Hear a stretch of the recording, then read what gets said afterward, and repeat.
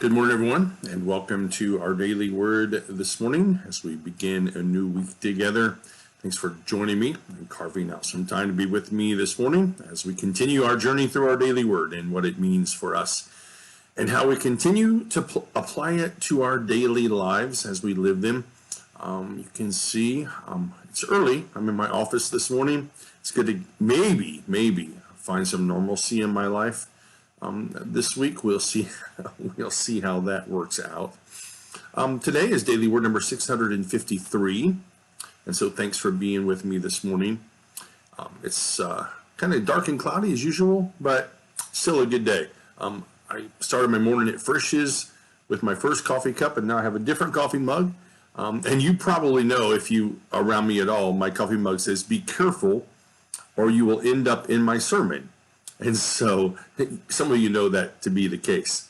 Anyway, I've chosen for this morning from the book of Hebrews, chapter 12, verse 1. And we hear this. Actually, I'm going to read verse 1 and 2. "Therefore, since we are surrounded by so great a cloud of witnesses, let us also lay aside every weight and the sin that clings so closely. And let us run with perseverance the race that is set before us, looking to Jesus, the pioneer and perfecter of faith, who for the sake of the joy that was set before him endured the cross, disregarding its shame, and has taken his seat at the right hand of the throne." You know, when the pandemic hit and we went from people to no people, I've shared this story so many times with people as I meet new people. I've gone to new physical therapists as we've talked about it. We were lucky at St. Paul's. We already had the cameras. We were already live streaming. It wasn't fun, but that transition from people to know people, that very first Sunday, March 15th, we were able to do it. And we found ways to stay connected then. I remember, it was then that I started the Daily Word. It was then that on Sunday night, we would just do a Zoom call, which whoever wanted to find ways, to stay connected. We used, of course, what we call the cloud, right?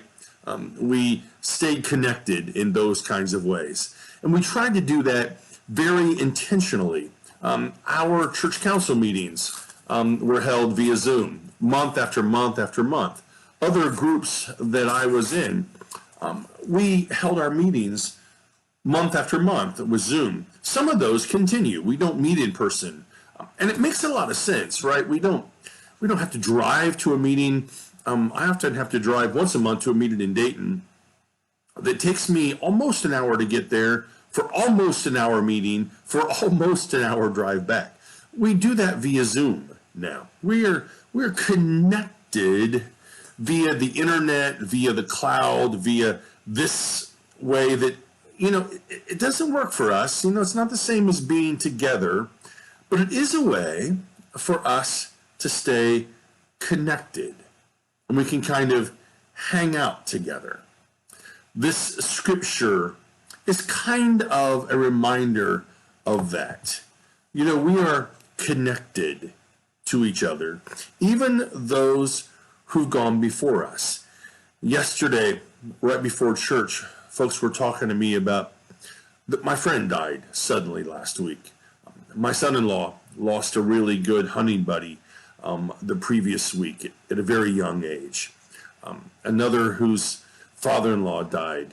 The list goes on, and in the midst of that grief, we find ourselves too reminding ourselves that they have joined this ever-growing cloud of witnesses. And even though we can't hug them or touch them or squeeze them or kiss them, we can't call them or text them, this scripture reminds us about how they are present with us in our lives. They're not hovering over us, in some strange sense. Instead, I think this scripture reminds us that this cloud of witnesses that holds our collective memories together, love and grief and losses. And when we do that, when those things are connected, then I think for us, it helps us to redirect our energies into the important work of living into our fullest selves. I mean, think about what this scripture says. We're surrounded by this great cloud of witnesses. And because we are, and I believe we are, so many people in my life who've been in my life who now I consider them to be part of my great cloud of witnesses. It's an amazing thing, right? And I won't name them all, but boy, I could name a list. It could take minutes and minutes and minutes to name them all.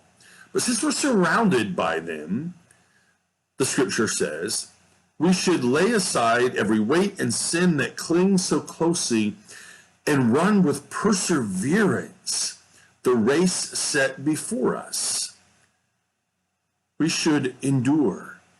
And I think that's what we're called to as we are in a new year, and as we think about where we've been and where we're headed. For me, it's interesting. I'm in January. We're all in January together. But weddings are beckoning my attention. Summer, fall, October, I'm burdened with, not burdened in a bad way, but there's a lot of weddings coming up. And so I have to look way ahead already and plan for those things, because the brides and the grooms, they're already getting anxious about making this happen. And there are other things, right, that demand our attention. The writer of Hebrews says to us, we should lay aside everything that burdens us and run with perseverance the race set before us. I've been talking about mission trip, and I really want to go on a mission trip this summer, even if it's only a couple of us. And someone said in church yesterday, Jim, I've been reading about mission trip. You're talking about going on a mission trip. You can really go on mission trip? You can really do it physically? And I said, I don't know, but I'm as good as I'm going to get, maybe, and I'll just find a way. I'll just find a way. And the person said, yeah, you probably will persevere, won't you? Yeah, because that's what we are called to. Not just physically, because that's one thing. In my physical perseverance, I don't persevere long. But then there's this spiritual, this faith, this connection to God and to each other that we really can persevere in. We really can stay connected to each other in amazing ways if we persevere. And that's what we're called to. So friends, with you, I want to run the race. I want to persevere. I want to lay aside all the stuff that burdens us and go forward. Persevere. And we should do that and claim that together as we live our lives. That's the word that I want to share with you today. So I hope it's a good word for you. I hope it's a reminder of your call with me to keep going forward. I hope you'll know of God's love always that surrounds you, that calls you to perseverance. Know of my love for you as we persevere together. Have a great day, and I'll see you tomorrow morning at 10 o'clock.